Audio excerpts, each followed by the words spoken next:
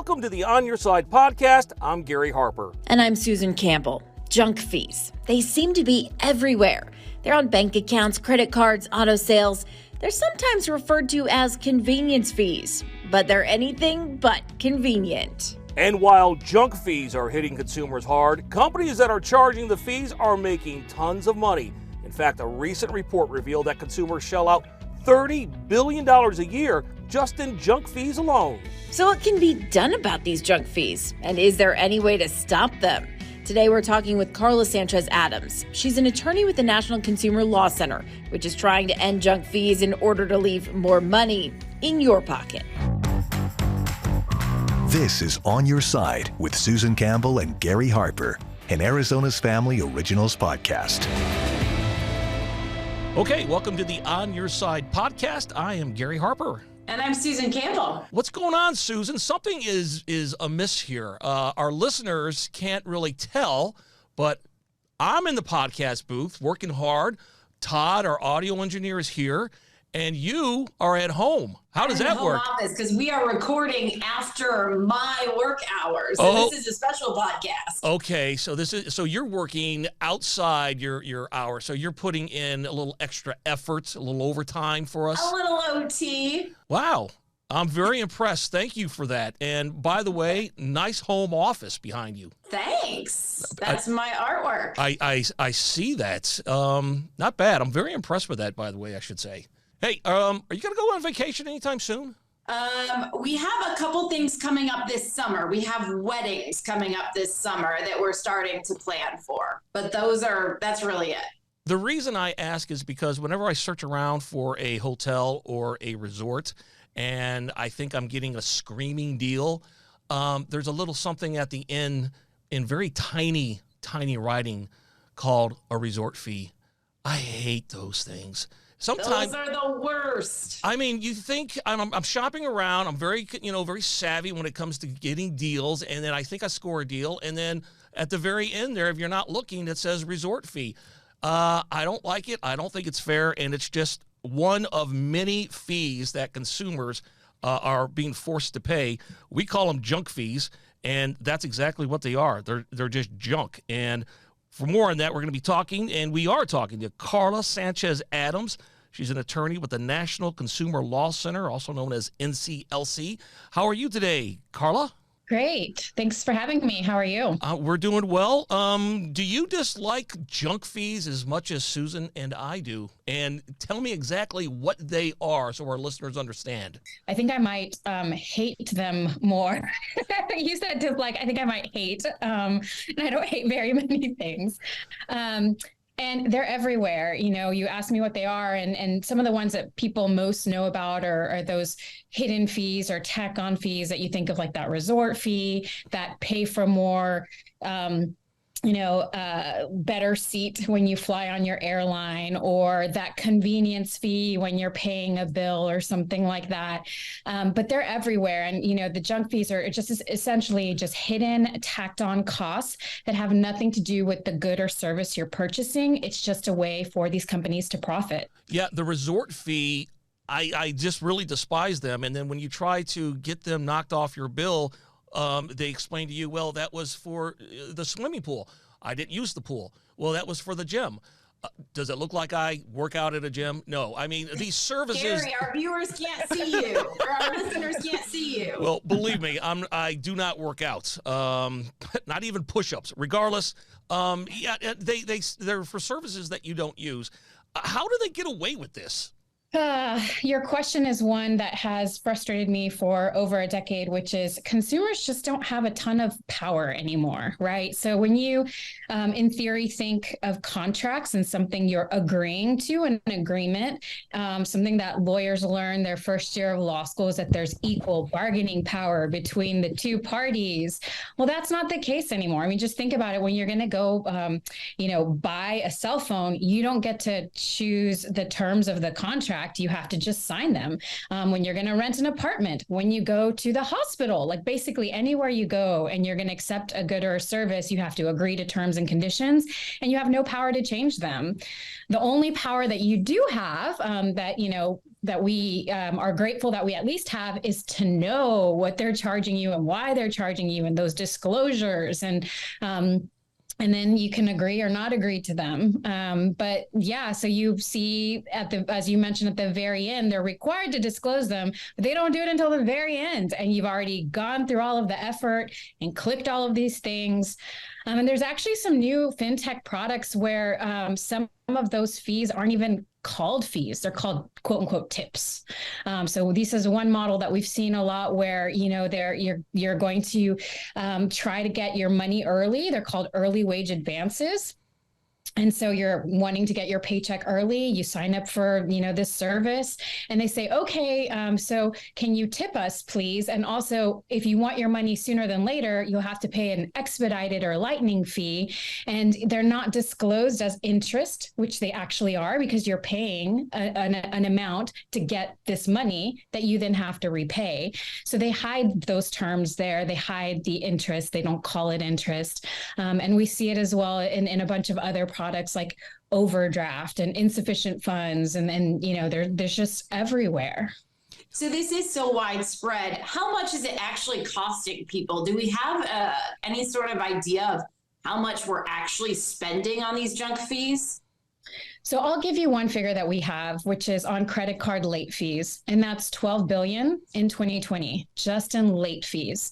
And unfortunately, the people who were the hardest hit are lower income and minority and what are called subprime customers, which paid on average $138 annually in late fees. Those are the people who can't afford it to begin with, and they're getting smacked over the head with that late fee. That's not good. That makes things worse. Right. And it was the same, with overdraft and insufficient funds fees that were reported. The people who were hardest hit, who were overdrafting, were minorities. So you had Latinos and Blacks who were being more impacted by others, and they were paying the largest percent, around 90% or so, of overdraft fees, where this very small population of low income accounts that were paying the bulk of the fees. It's okay. I was going to say, it feels like there is some movement toward trying to get rid of some of these junk fees. What's happening?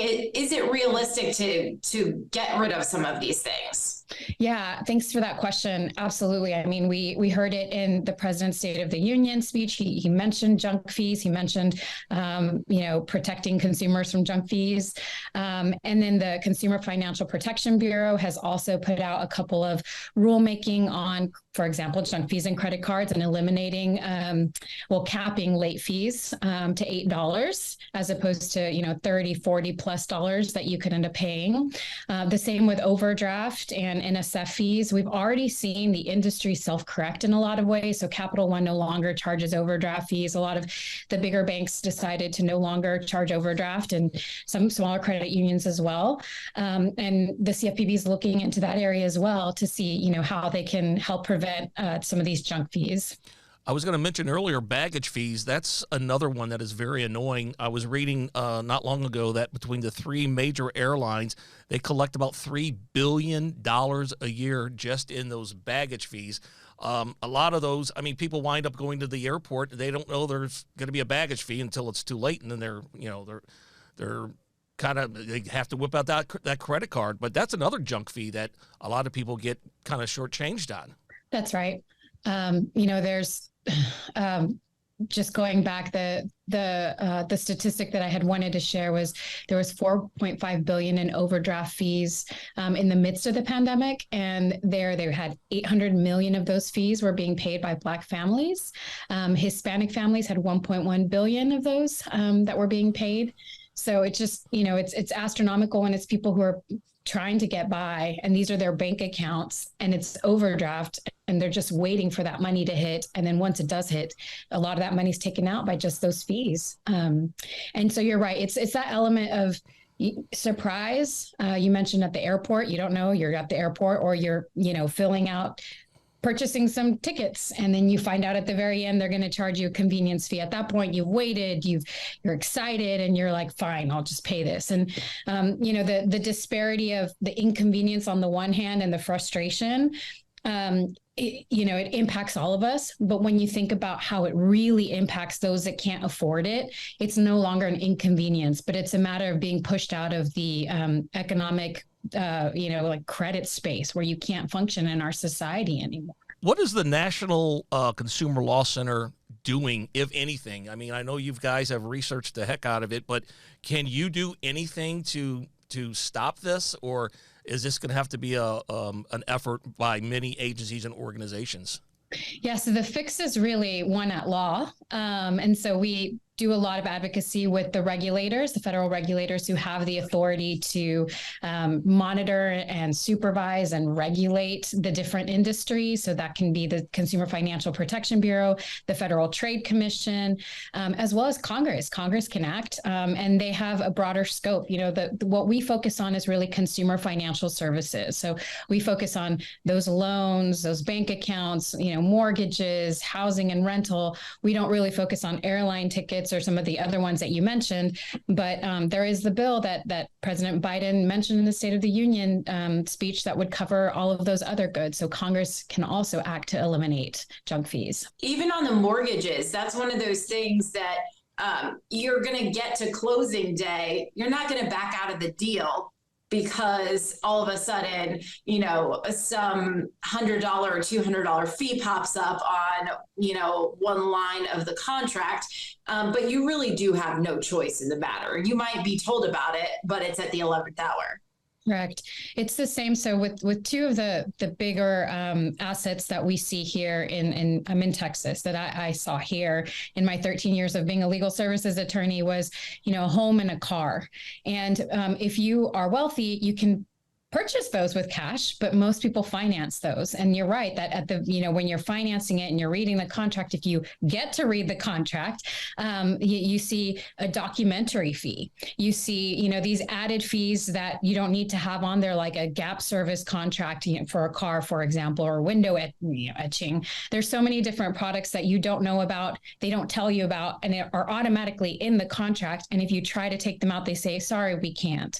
And so it's the same with your mortgage. The challenge is when you fall on hard times, then there's late fees that are tacked on to when you're trying to do loss mitigation or try to catch up.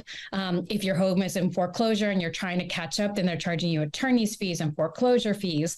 So there's just, if you're in Chapter 13 bankruptcy trying to save your home, you also have to pay the trustee. So you're paying, basically, if you're poor, you're paying more than if you're not poor. Yeah, you're trying to get out of it, and you're actually paying more to kind of get yourself out of that financial situation. You brought up a fee that, well, there's no fee that I really like, but what did you call it? The documentary fee. Yes, that's the one the car salespeople tack on there, and it ranges anywhere from, say, $300 all the way up to $700.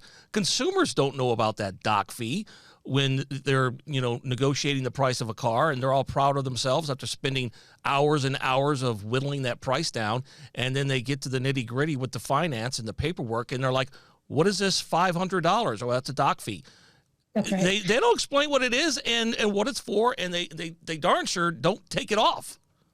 That's right. And that's where the dealerships make their money, is off of those fees, which is why they're on there. And the interesting thing is that in theory, it's for getting, permissions like, licensing or those paper plates, or for printing out the contract, which now almost everything is being done electronically. So when you tell me it's for printing out things, or for, the cost of having to go do things when everything's automatic and electronic, it's just, I know that that's your profit. I know that that's basically you taking money out of my pocket for something that you didn't do, and that you're, it's not part of the car. It's not part of your actual service. And yet you're charging me and making money off of me. I can tell you're so passionate about this. And I appreciate that so much, because we are always so interested in these different consumer issues. What can a consumer do right now in the meantime, before change is made, maybe legislatively? What should we be doing when we're looking at all of these different purchases, high dollar or low dollar purchases that we're making? Yeah, I mean, the biggest thing is to just be informed, and to, in as much as you can, be informed ahead of time. So if you're going to make like a big ticket purchase, to know, a lot of people go to their either credit union or bank and get a loan with them first before going to a dealership. That's one way. So you already know the amount, you've negotiated that amount. And that's what you're telling the dealership. I've already got financing. I'm already paying for it. Some of those hidden fees and costs come when they try to do their financing for you. And the same with it's challenging purchasing a home. There's so many things that people don't know as first-time homeowners. And so it's really just getting that information. A housing counselor is like worth their weight in gold, just to get the information about what the best rates are, asking the questions you need to ask, and what are the fees and things like that. And for other products and services is really, if you can, shop around and compare, see what they're charging you. I know this is unpopular, but read the contract, read the terms, like just don't automatically click accept, because, you won't know later on when inevitably there's a problem that you've like given away some rights, or like you're paying more than you should have paid. So, those are my pointers. Well, and you have to be ready to walk away too, right? If there is a fee that is just ridiculous and exorbitant, you have to be ready to say, I'm not doing this. I do decide to walk away. Right. And that is the luxury of choice that sometimes we don't have. When you, for example, I'm just going to bring it back to like that mobile phone contract, when there's only like 5 or 6 of them, what are you going to do? Or if you have an iPhone, you can't say no to some of those things, So, but yes, and as much as your feet have power by walking away, then use those. I've come across a lot of consumers who have written me who thought they were ripped off, and I agree that they were, when they're handed like an iPad for some kind of signature. A big one is for like security systems and burglar systems at homes, and they'll hand over this iPad. Oh, yeah, just go ahead and sign here. It's blank. All it has is a line, and you just put your signature on it, not knowing that there's 10 pages before that with a lot of small writing that says you have to pay this, you have to pay this, you have to pay this. So that's another way these companies are getting away with this. They don't even reveal it, and it's up to the consumer to find out.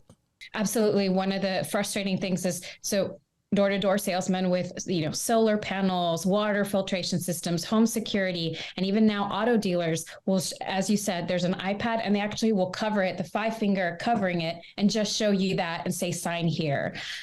Sometimes they will make up an email for you. Sometimes they'll even tell you, oh, we're not going to impact your credit at all. There's just so many different things that are really trying to prevent people from understanding what the cost of the product is going to be. And what you're going to end up paying and what your rights are. And so that is absolutely right, that there's just, as technology evolves, there's more and more ways. Again, I mentioned it earlier, the fintechs of the world. Innovation is great to where they can get products to people who maybe not didn't have the opportunity to have those products before.